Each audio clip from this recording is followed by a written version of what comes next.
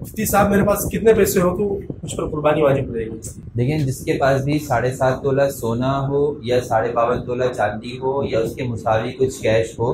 تو اس کے اوپر قربانی واجب ہو جاتی ہے۔ گھروں کے اندر وہ سامان جو عام طور پہ سارا سال کام نہیں آتا، آپ کے مثال کے طور پہ شوکیس کے اندر چیزیں رکھی ہوئی ہیں، سارا سال آپ کے برتن ہیں جو آپ استعمال نہیں کرتے،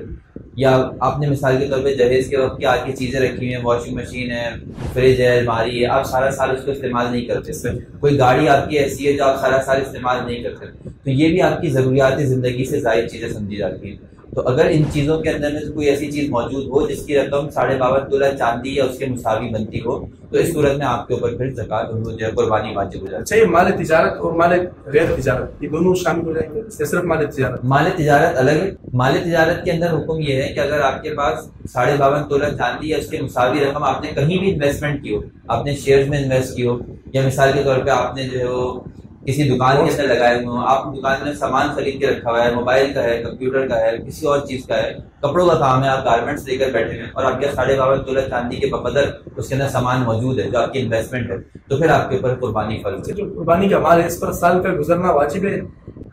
نہیں، قربانی کے نصاب کے اوپر سال کا گزرنا واجب نہیں ہے، بلکہ جس آدمی کے پاس قربانی کے ایام سے پہلے تک 52.5 تولہ چاندی یا اس کے مساوی رقم آ جائے، چاہے ایک دن پہلے ہی آ جائے، تو اس کے اوپر بھی قربانی واجب ہے۔